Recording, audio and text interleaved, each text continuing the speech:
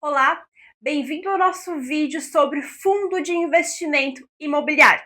Aqui nós vamos começar a falar sobre renda variável. Diferente de todos os investimentos que nós já vimos no início dessa série, CDB, Tesouro Direto, que são renda fixa, o fundo de investimento imobiliário ele é 100% renda variável. O que isso significa? O que você investe em um fundo de investimento imobiliário não tem garantia de que você vai realmente ganhar dinheiro ou perder 100% do seu investimento, porque eles passam por oscilações no seu fundo ali, no valor que você investe, para mais ou para menos, ou fica naquela montanha russa, né, que é a volatilidade que nós chamamos, que é alta e baixa constantemente. Então ele já é aí para quem tem um perfil um pouquinho mais moderado, arrojado, que tem mais facilidade aí em lidar com essas oscilações emocionalmente falando. Mas antes de nós avançarmos no fundo imobiliário de fato, eu quero explicar um pouquinho mais sobre o que é um fundo de investimento, porque existem sim fundos de investimento de renda fixa. O fundo de investimento, imagine como se fosse uma cesta. Essa cesta ela tem vários investimentos dentro dela. Dentro dessa cesta pode ter renda fixa, renda variável, vários tipos de investimentos administrados ali por um gestor desse fundo, que é ele que aloca o recurso que você coloca nesse fundo para decidir, né, aonde exatamente o fundo vai estar investindo. E aí é uma forma fácil, talvez, de você diversificar investimentos, começando aí aos poucos, entrando em investimentos diferenciados que você já é acostumado ali na renda fixa, e aí você pode escolher fundos totalmente de renda fixa, que vai investir em vários ativos de renda fixa, ou fundos multimercados, que eles vão ter renda fixa e renda variável misturada, o que pode acontecer nos fundos de previdência privada, que nós já vimos no vídeo de previdência privada. Já o fundo de investimento imobiliário, ele é específico imobiliário. Então, tudo que vai compor essa cesta do fundo de investimento imobiliário vai ser especificamente imóveis.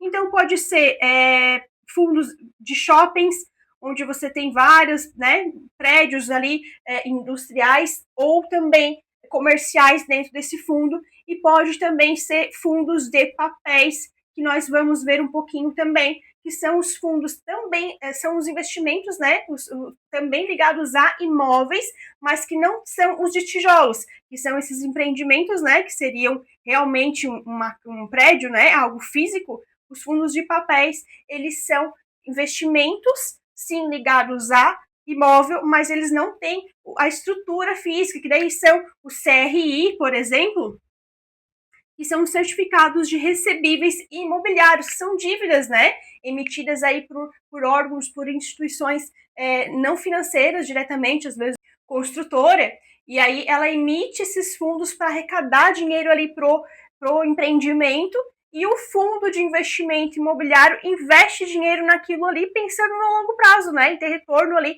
através dos juros que essa empresa, essa imobiliária vai pagar para o fundo, né, vai pagar para o emissor do CRI. Já esses outros, né, quando são de imóveis físicos, quando nós falamos dos fundos de tijolos, que você vai ver essa expressão muito falada, a gente visa recebimento de aluguéis, por exemplo, né, desses empreendimentos. Então, você tem ali um fundo de investimento voltado para galpões logísticos, são galpões que estão alugados, né, para grandes empresas, e elas pagam aluguéis, e esses aluguéis compõem o rendimento que nós recebemos dentro do fundo imobiliário.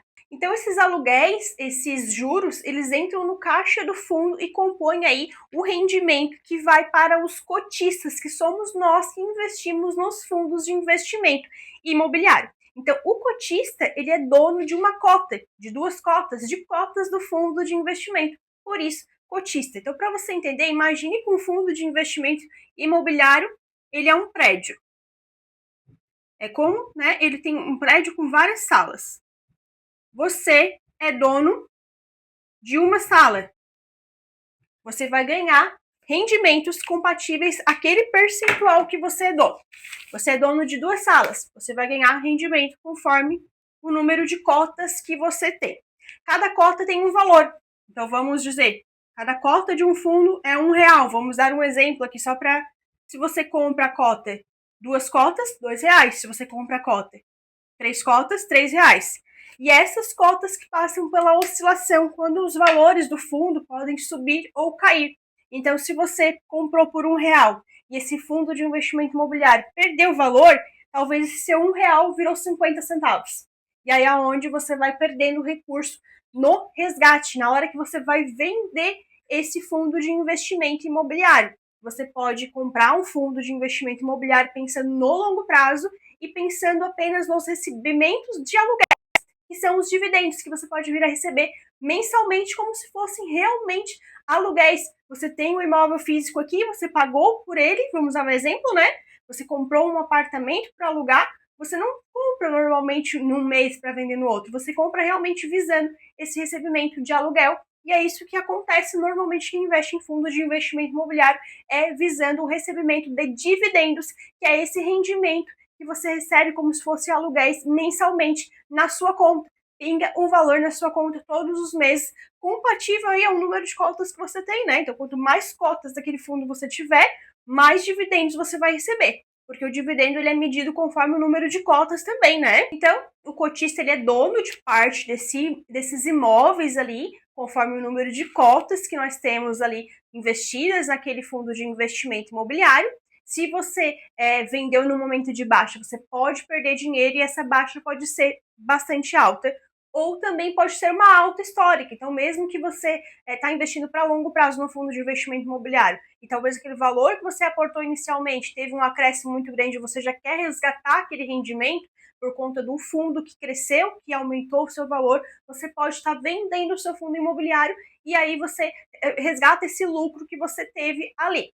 Essa negociação de compra e venda ela é feita através da B3, da Bolsa de Valores, e você compra como se fosse bem parecido ali com comprar ações. Normalmente elas têm uma nomenclatura bem parecida com as nomenclaturas das bolsas, das empresas listadas na bolsa, e aí normalmente elas finalizam com o número 11, para você conseguir diferenciar quando você estiver vendo um fundo de investimento ou uma ação de uma empresa normal. Tem empresas que têm final 11 também, tá? Não é regra, mas para você entender que normalmente os fundos imobiliários ele tem esse final 11 ali para você conseguir entender essa diferença, essa exemplo, né?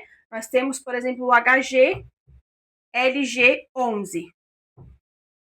Ele é um fundo de investimento imobiliário, finaliza com 11. Nós temos na Bolsa de Valores, listada na Bolsa, por exemplo, a ação da Petrobras. Ela é Petri 4, ela finaliza com 4 o número. Então, é mais ou menos só para você ter uma base aí dessa diferença quando é um investimento em Bolsa de Valores normal na empresa, né? Ou quando ela é realmente um fundo de investimento imobiliário. E esses valores, eles oscilam, por exemplo, como nós estamos falando de receber aluguéis, né? Imagine que você tem um imóvel para alugar e esse imóvel ficou algum tempo sem inquilino.